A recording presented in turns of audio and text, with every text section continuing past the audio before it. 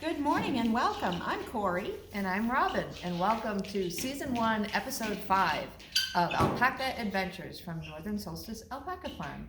And today we're going to talk about our two guinea hens. And here you can see we have Kevin and Surrey. This is Kevin with a Y, because when Kevin showed up, we weren't quite sure if he was a boy or a girl, and that seemed to fit.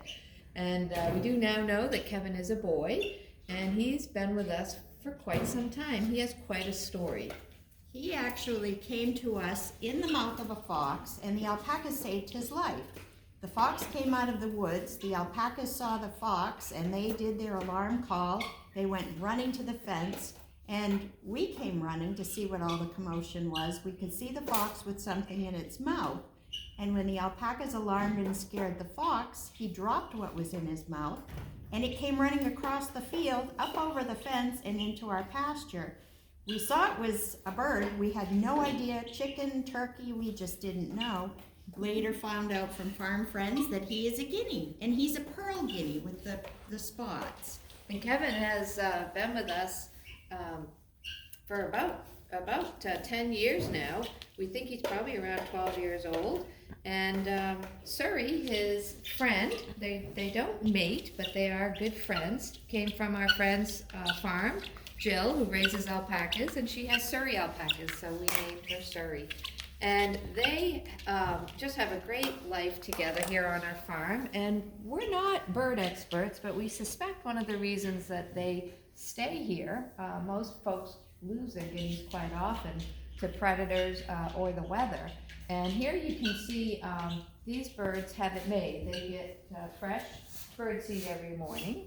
They get fresh mealworms that are still wiggly, which they Live love. mealworms. And Tori will show you the excitement that the mealworms cause. They don't always wait for them to get to the dish. We've gotten so now they like to eat right out of the cup. Here you go, Kev. We're gonna have some? There Oh, we boy. are. Very exciting. Those poor worms never knew what hit them. And we found since we've started giving them the worms, they used to get some issues with their feet in the winter with the cold, and this extra protein seems to really help. Another great tip from our friend Jill. So they have a roost up on the top of the door opening rail, and that's where they like to sleep at night. And every night they head up before dusk, and they have a heated bed and a heated light up there that comes on and off automatically, and that seems to keep them just comfortable enough so they can make it through the winter.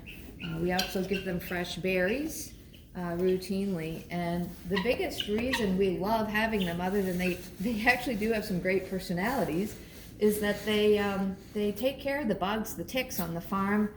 We've never found a tick here on our farm, and we are in a pretty prevalent area for tick population, so we're thrilled to have them. They get along famously with the alpacas, and our visitors enjoy them.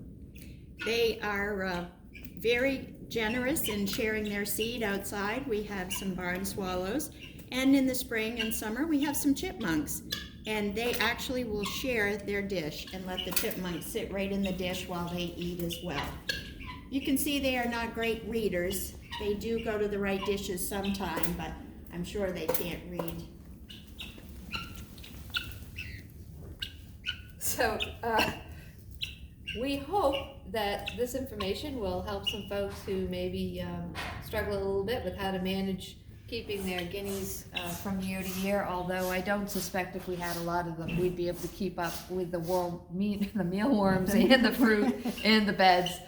So with only two, it's pretty easy. The only other thing we do that helps us a little is we put down a piece of tar paper on the floor each day. They make more of a mess in the barn, really, than the alpacas, so with the pooping.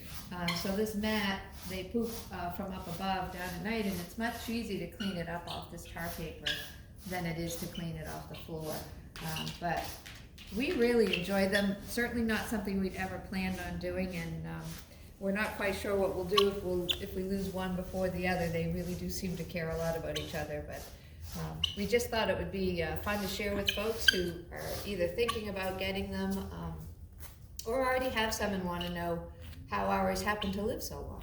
And they interact well with the alpacas. The alpacas just kind of come and go around them. And the guineas have been known to cuddle up close during the coldest weather and get in and take advantage of that warm alpaca fur. So ours are not handled. I know on some farms guineas are handled and hugged like chickens. I have had to hold them a couple of times just to take care of a medical issue or a broken toenail. But as a rule, we just let them walk around and do their thing. And they're always side by side. They're like a grumpy old married couple that don't want to be apart, but they don't like being together all the time either. They're included on our farm bio board where we have biographies on each animal. And you can see they have their own pictures down at the bottom here. So they really are a part of the farm, and they greet our visitors as they come visit. So if you haven't had a chance to meet Kevin and Suri, come to the farm for a visit. They're a lot of fun, and certainly the 35 alpacas that live here. And remember, we have 4 new babies coming this year, so that's going to be fun to come and see. And you can watch our videos on YouTube. Please go to Northern Solstice Alpaca Farm on YouTube, and you can subscribe at the bottom of the page, and that allows us to have more people view our videos. So thanks very much, everyone. We will look forward to the next episode. And for Robin, Kevin, and Suri, and all the alpacas, see you next time.